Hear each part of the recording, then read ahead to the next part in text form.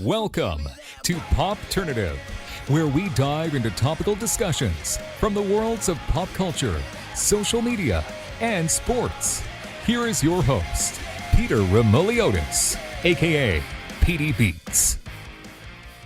PD Beats here from Popternative, speaking to Malte Gårdinger about Season 2 of Young Royals, which is going to be streaming worldwide on Netflix November 1st. Welcome back to the show, man. It's so good to see you. Yeah, nice to see you too, man. Thanks for having me once again. Yeah, absolutely. It is. Yeah, we spoke last year, but it feels like it's been a while. Fucking forever. Oh, can you swear? Yeah, wait, can you swear? You can't swear. Oh, it's we're been starting off. Forever. We're getting right out of the Sorry, gate I'm here. good. Yeah. Young Royals is back. Everyone's favorite jerk, August, is back. Yep. Huge global success for season 1. I just want to know kind of like the first couple of weeks of filming, going back to film season 2.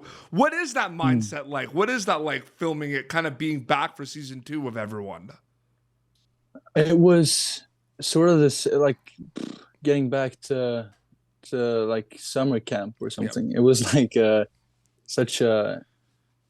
was super nostalgic getting in the same, all the sets and everything, but it felt sort of the same. Did it feel though like a long time since you saw people? Because like you guys filmed it, you did some interviews, there may be some events, but like there's been, you probably didn't see people for a while since season 1, right? Like, did it feel like it was forever? It definitely was a weird thing. Like some people I've like met like pretty much the year through, like, but some were like, whoa, what happened? Like, so it was great to get back to everyone and everything. Yeah, absolutely. Big season for August, like huge season, and I'm sure you see it on the script and you're kind of looking at, you're like, wow, like there's a lot happening with this guy this season. There is so many emotions with this character. We're going to get into it. I mean, is the preparation same as the season 1, or is it a little bit different and a bit emotional knowing that he is going for a lot this season compared to season 1? I think it was sort of my challenge for season 2 was to both like get back to the same character, but still in like sort of completely different circumstances, and for him still to be the same guy, just in a different in a different place. But but it's just going through the character and reading the script over and over. There's some kind of aspects of the storyline where it just feels like he's in a whole different world for season 2, you know what I mean?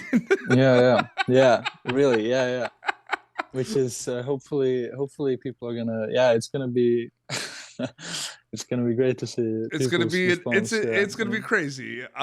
He still also has a great head of hair. We talked about that last time. Yeah, still going strong. And I wanted to ask too about the preparation physically as well, because we're gonna see in the episodes he's pretty concerned with working out a lot and staying in shape. And I think he uses it a lot to block out a lot of stuff that's kind of happening in his life. But what was that preparation like as well? Like for season 1, I had to gain a bit, but this season they told me not to train, to preferably run. Okay. So a lot of cardio.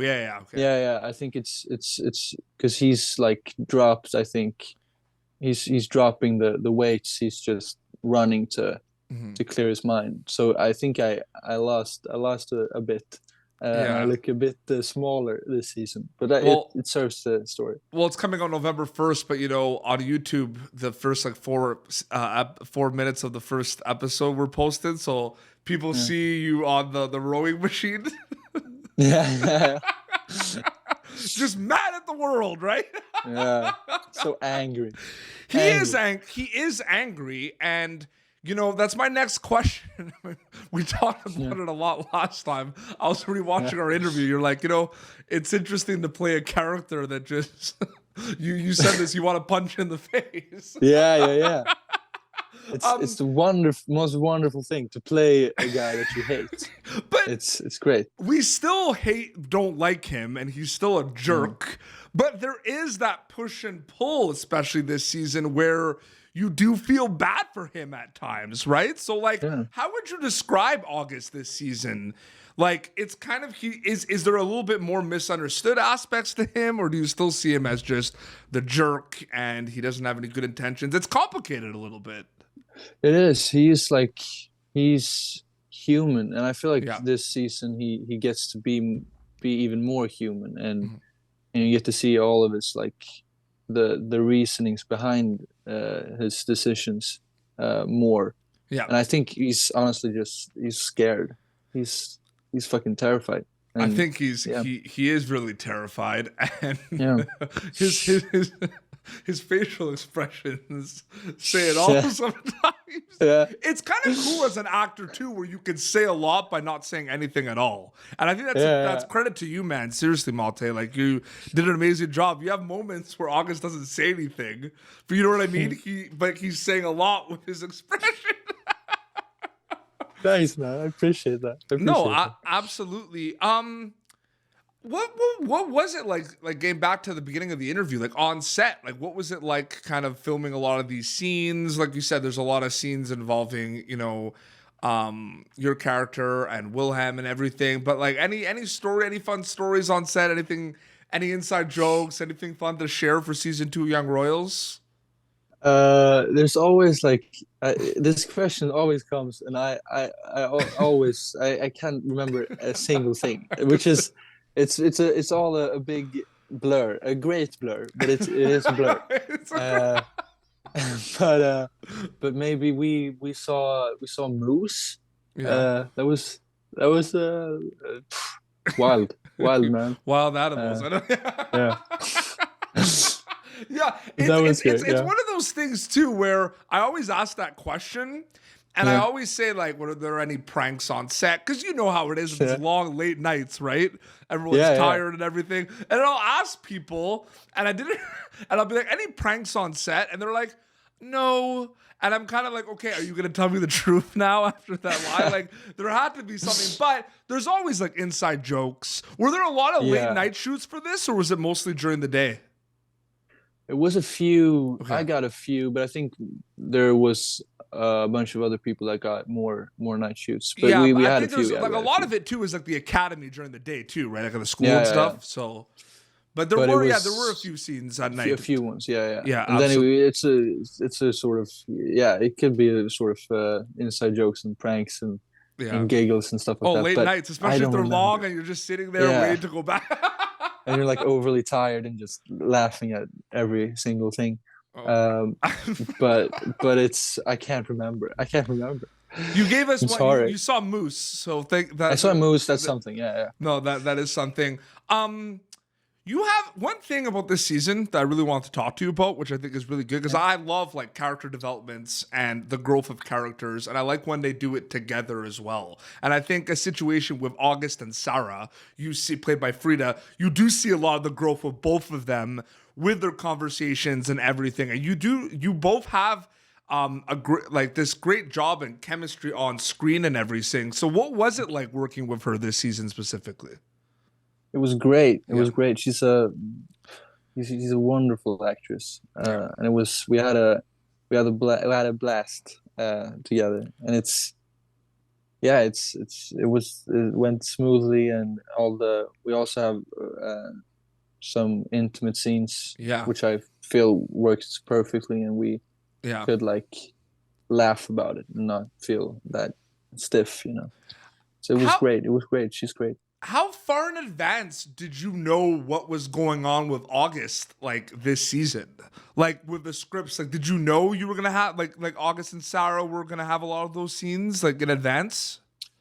No, not really. I heard some whispering about it. Yeah. From Liz. You heard it from the writer. Did the moose tell you?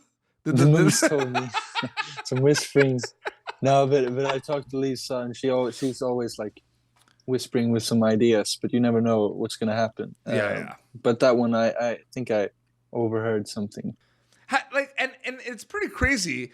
Like, because it was so popular last year, and everyone was like, "When season 2 coming?" Like, has it started to hit you now that it's coming out pretty soon, season 2? I mean, it's hard. It's always hard to like to like I don't know. I don't know. Get Prepare, it? right? That Yeah. prepare for it. But yeah, I'm not getting my. I have no expectations. I'm just happy that people can finally see it. I haven't seen it myself yet, so Yeah. uh, Absolutely. actually, I think there's just so much to love. And I think the best thing, we talked about this in our first interview too, Malte, is just the yeah, quick kind of global reception, like from people like all around the world that are loving this show is like, and that's like one of the best things about it, right? yeah. It's bananas and great. I also think it's really cool because I think people don't realize that Sweden as a population is a very small country. And I still feel like that's one of the coolest things. Do you ever talk about that with like your family and friends or castmates? About the fact like it's a small country and it's such a big show globally, right? It's kind of cool to think about, right? It is crazy to think about that, and we have it's weird that our little country can like be such a I don't know, provider of because we have had a lot of like Ingmar Bergman and like and stuff like that, and also music. It's cool to we're sort of a creative country. I feel like So cool. I have to tell you a really cool story. So I like to tell you a story. So I listen to a lot of bands. I listen to a lot of metal. There's a lot of bands from Sweden that I listen to. What am I like? It's Gothenburg heavy metal, death metal as well. I listen to a band called In Flames, and I worked in hockey, and I worked at a World Junior Hockey Championship. And there were some, Sweden was in the tournament, so there were some broadcasters from Sweden that were there basically. And we were talking and we were talking about In Flames and everything, and they were broadcasting the radio basically. They were like at the rink, but they had someone at Sweden that was like their production team, right, on the phone. So the whole like tournament, I was like Sweden In Flames and everything. So they're during a commercial break, and they call me over and they give me the headset, right, and the radio station played an In Flames song during their broadcast. No. And it was so awesome. Yeah, you should come to Gothenburg. Come to Gothenburg. Oh, there's some unbelievable music from Sweden, man. I just want to say that. Unbelievable. Like so many amazing bands that I listen to that are from Sweden. I just wanted to say that because it's great. Yeah. I listen to a lot of them. Malte, thank you so much for coming back on Popternative. It was so great chatting with you, man. Thank you. Yes, thank you for having me. Absolutely. Hopefully we'll see each other a third time. Oh, absolutely. Season 2, November 1st on Netflix. And your Instagram account, they just put Malte Gårdinger. They'll find it, right? You're there on Instagram. Yeah. they'll find it. Well, this has been Popternative, youtube.com/Popternative for previous episodes. Season 2 of Young Royals is streaming worldwide on Netflix November 1st. Until next time, this is Malte Gårdinger and PD Beats signing off. Thank you for tuning in to Popternative. Make sure to check out our past episodes of Popternative on YouTube. Be sure to like Popternative on Facebook and follow us on Twitter. This has been an Autograph Communications production.